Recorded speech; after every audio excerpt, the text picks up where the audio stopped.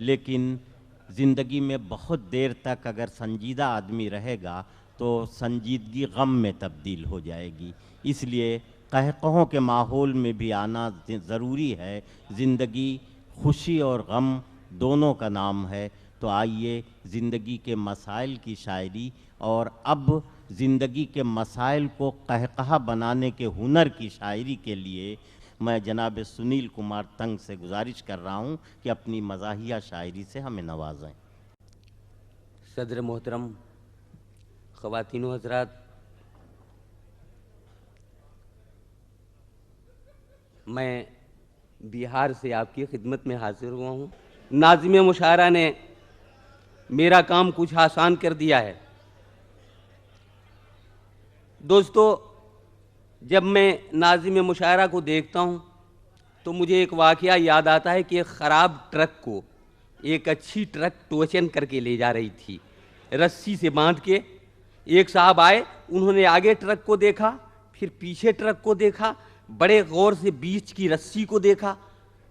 आगे जो ट्रक टोचन करके ले जा रहा था, उस ड्राइवर ने कहा कि मियाँ क्या देख रहे हो, बार बार कभी आगे देखते हो, कभी पीछे देखते हो, कभी बीच में देखते हो, क्या देख रहे हो? कहा मैं यार, मैं बड़ी हैरत में हूँ कि एक रस्सी को ढोने के लिए दो दो ट्रकें लगाई गई हैं क्या?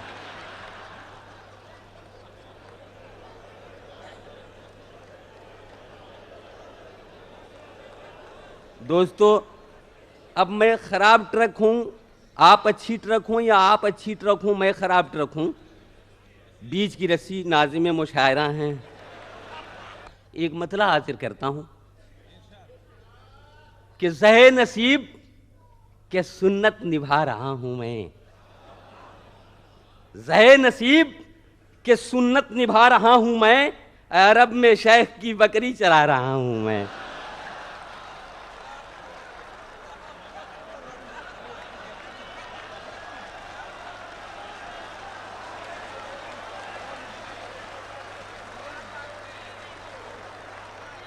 ज़े नसीब के सुन्नत निभा रहा हूँ मैं, अरब में शेख की बकरी चरा रहा हूँ मैं। दोस्तों, आइए यहाँ से बात अपनी शुरू करता हूँ। मैं ये 4 मिसरे हाजिर कर रहा हूँ। नाज़िम मुशायरा ने ये कहा कि साहब एक शायर ही है जो आज इस दौर में सच बोल रहा है और शायरी में सच्ची बात कहनी भी चाहिए। मैं ये 4 मिसरे हाजिर करता हूँ कि वफादारी निभाने में अदाकारी नहीं करता, वफादारी निभाने में अदाकारी नहीं करता, और वो अहमक है जो गद्दारों से गद्दारी नहीं करता। वफादारी निभाने में अदाकारी नहीं करता, वो अहमक है जो गद्दारों से गद्दारी नहीं करता। और वफादारी का ये आलम के सब कुत्ता समझते हैं, यही सब सोचकर मैं भी वफादारी नहीं करता।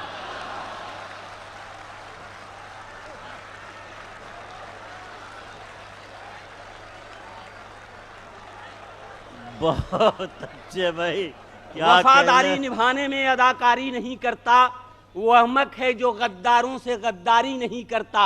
और वफादारी का ये आलम के सब कुत्ता समझते हैं, यही सब सोचकर मैं भी वफादारी नहीं करता। ये 4 मिसरे भी हाजिर करता हूं, समाअत फरमाएं कि वफा को मैं जफा लिखूं, जफा को मैं वफा लिखूं, वफा को मैं जफा लिखूं, जफा को मैं वफा लिखूं, सुलगती धूप की किरणों को सावन की घटा लिखूं। अब मेरी मजबूरियों को तू जो चमचा नाम देता है, बता इस दौर में मैं ये नहीं लिखूं तो क्या लिखूं? बता इस दौर में मैं ये नहीं लिखूं तो क्या लिखूं? ये 4 मिसरे भी हाजिर करता हूं, समाअत फरमाएं। अर्ज किया है कि जिस गेट पर लिखा हुआ रहता था ये बयान, जिस गेट पर लिखा हुआ रहता था ये बयान, मेहमान मेरा होता है भगवान के समान। लेकिन तरक्कियाते जमाना तो देखिए, उस गेट पर लिखा है कि कुत्ते से सावधान। वाह वाह वाह वाह वाह वाह। लेकिन तरक्कियाते जमाना तो देखिए, उस गेट पर लिखा है कि कुत्ते से सावधान। ये हमारे कांग्रेस के लीडर चीफ गेस्ट जनाब पाल साहब यहां मौजूद हैं, ये 4 मिसरे हाजिर करता हूं और उनकी नजर करना चाहता हूं आपके हवाले से कि मैडम का शुक्रिया न करें लोग क्यों अदा, मैडम का शुक्रिया न करें लोग क्यों अदा, मैडम की कोशिशों से ये दरबार बना है। अब 12 बजेगा दुश्मने हिंदुस्तान का, अब सरदार अपने मुल्क का सरदार बना है।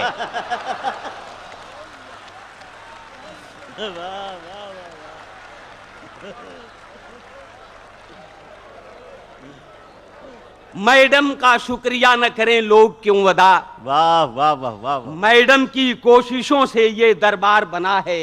अब 12 बजेगा दुश्मने हिंदुस्तान का, अब सरदार अपने मुल्क का सरदार बना है। दोस्तों, कौमी एकजहती जिसमें कवि और शायर दोनों हजरात बैठे हुए हैं, ये 4 मिसरे भी हासिल करता हूं। जी मैं पढ़ूंगा, वो आप ही की नजर करूंगा मैं हाजिर करता हूं ये 4 मिसरे। समाअत फरमाएं कि तुम राम को मस्जिद में मंदिर में खुदा रखना, तुम राम को मस्जिद में मंदिर में खुदा रखना, दुनिया में जुदा सबसे जीने की अदा रखना, तकरीर तो वाइज की इस दौर में है जैसे सरदार की बस्ती में सैलून खुला रखना।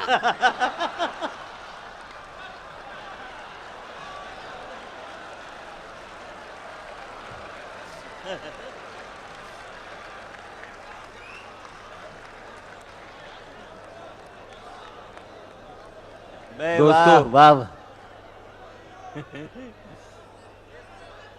तुम राम को मस्जिद में मंदिर में खुदा रखना, दुनिया में जुदा सबसे जीने की अदा रखना, तकरीर तो वाइज की इस दौर में है जैसे सरदार की बस्ती में सैलून खुला रखना। दोस्तों, चंद तज़मीनात हाजिर करता हूं। समाअत फरमा, ये एक तज़मीन हाजिर करता हूं, समाअत फरमाएं। हाजिर किया है कि फिरदौस में किसी दिन गालिब चचा ये बोले, फिरदौस में किसी दिन गालिब चचा ये बोले, फिरदौस में किसी दिन गालिब चचा ये बोले, कितना है खूबसूरत फिरदौस का नजारा, और इकबाल भी वहीं थे वो तर से आके बोले, सारे जहां से अच्छा हिंदुस्तान। वाह वाह वाह वाह।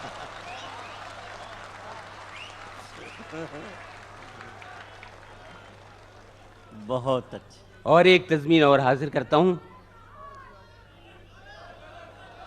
फिरदौस में किसी दिन गालिब चचा ये बोले, कितना है खूबसूरत फिरदौस का नजारा, और इकबाल भी वहीं थे वो तर से आके बोले, सारे जहां से अच्छा हिंदुस्तान हमारा। वाह। ये तज़मीन हाजिर करता हूं। नौजवान दोस्तों, इस पर ईमानदारी से मैं चाहता हूं कि आप वैसे भी तवज्जो आप दे रहे हैं, नौजवान दोस्तों की नजर है कि जो भी ससुर ने हमको दिया दान ले चले, जो भी ससुर ने हमको दिया दान, जो भी ससुर ने हमको दिया दान ले चले, टीवी फ्रिज को लाद के सीवान ले चले, लेकिन चली जो साथ में दुल्हन तो ये लगा हम आज अपनी मौत का सामान।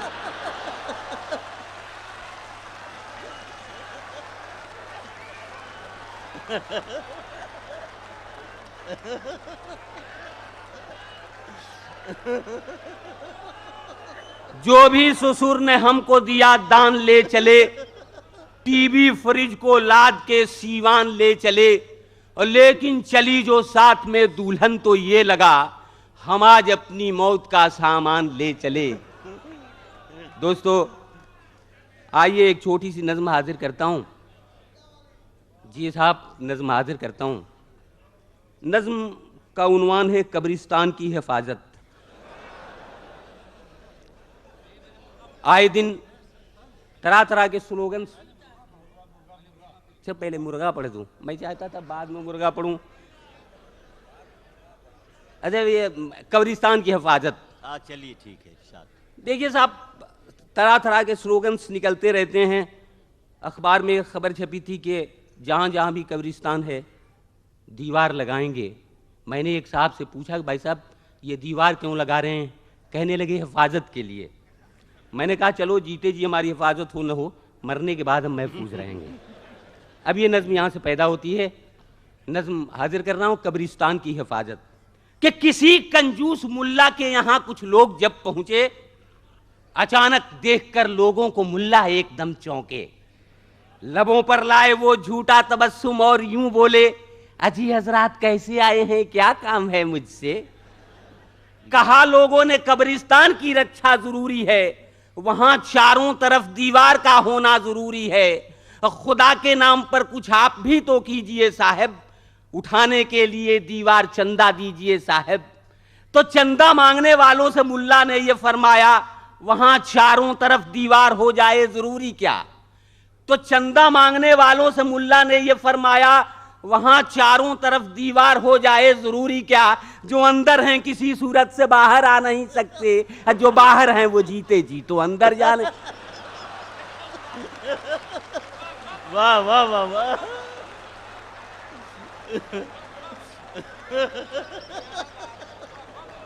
वाह वाह वाह वाह।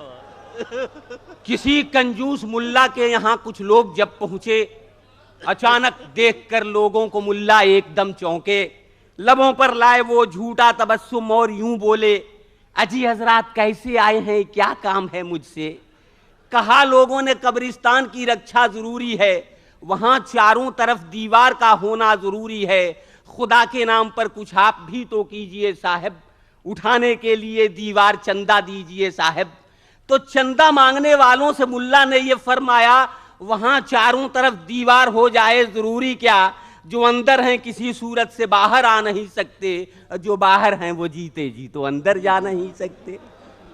दोस्तों, बहुत देर से तमाम हज़रात कह रहे हैं कि मैं मुर्गा वाली नज़्म पढ़ूं। हक साहब अब मैं पढ़ दूं? मैं हाजिर करता हूं।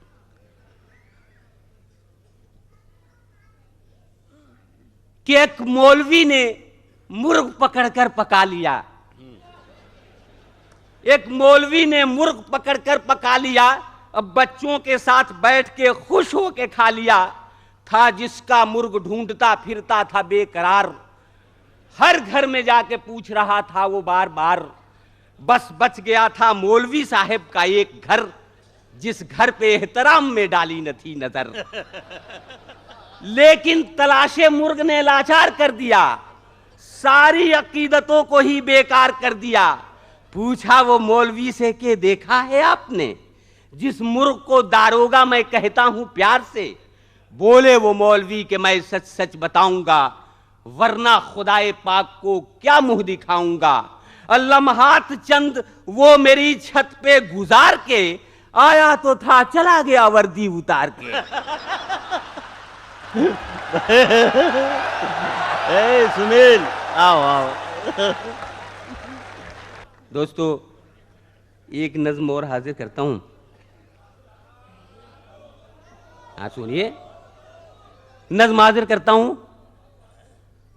नज्म जिसका उन्वान है खूबसूरत मशवरा। सुनिएगा साहब, एक बिहारी मशवरा दे रहा है, क्या सोच रहा है? हाँ मैं हाजिर करता हूं। देखिए, नज्म वहां से पैदा होती है जहां दो जनरेशन, दो थिंकिंग लेके जी रहे हैं आज के दौर में। बाप कुछ और सोच रहा है, बेटा कुछ और सोच रहा है, माँ कुछ और सोच रही है, बेटी कुछ और सोच रही है। यहीं से ये नज्म पैदा होती है। तवज्जो से सुनिएगा। खूबसूरत मशवरा। कि एक जवान जोड़ा हुआ एक रोज कश्ती में सवार, झूमते थे पानी के धारे, फजा थी खुशगवार। शौहरोजन के बगल में जलवागर थी बूढ़ी माँ, नीचे था बहता समुंदर और ऊपर रासमां। बात में मसरूफ थे बेटा बहू, माँ थी खामोश। उस जवान जोड़े के दिल में आरज़ुओं का था जोश। आगे बढ़ती जा रही थी कश्ती एक अंदाज से, शौहरोजन झूमते थे मस्तियों में नाज से। पीछे पीछे चल रही थीं और भी कुछ कश्तियां, थे सवार उन कश्तियों में सैकड़ों बूढ़े जवां। एक बैक मौसम का जादू कश्तियों पर चल गया, यानी वो बहता समुंदर आंधियों में ढल गया। उस जवां जोड़े की कश्ती बीच में थी बेअमां, जानिबे कश्ती बढ़ी आती थी अंधी आंधियां, खाती थी हिचकोले उस जोड़े की कश्ती बार बार। मौत के आगोश में थे उस सफीने के सवार, बचने की सूरत न थी क्योंकि किनारा दूर था, कैसे कश्ती को बचाता ना खुदा मजबूर था। इतने में उस बूढ़ी माँ के दिल में आया ये ख्याल, आंधियों की जद से इस कश्ती का बचना है महाल। उसने बेटे से कहा लेकर बहू को कूद जा, तैर कर अपनी दुल्हन की जिंदगी बेटा बचा। मैं तो बूढ़ी हूं मेरा क्या डूब कर मर जाऊंगी, मरते मरते मैं बहू बेटे के काम आ जाऊंगी। सास का ये मशवरा सुनकर बहू बोली नहीं, सास का ये मशवरा सुनकर बहू बोली नहीं, आपके इस मशवरे से राय है मेरी हसीन। आज बूढ़ी माँ को बेटे का सहारा चाहिए, बच निकलने के लिए हिम्मत का धारा चाहिए। आज बूढ़ी माँ को बेटे का सहारा चाहिए, बच निकलने के लिए हिम्मत का धारा चाहिए। उसने शौहर से कहा माँ को बचाना फर्ज है, इस कठिन लम्हे में माँ के काम आना फर्ज है। तैर करके आप बूढ़ी माँ को लेकर जाइए, मेरी खातिर आप थोड़ा भी नहीं घबराइए। तैर करके आप बूढ़ी माँ को लेकर जाइए, मेरी खातिर आप थोड़ा भी नहीं घबराइए। एक को आवाज दूंगी तो कई आ जाएंगे, मैं जवां हूं मुझको तो लाखों बचाने।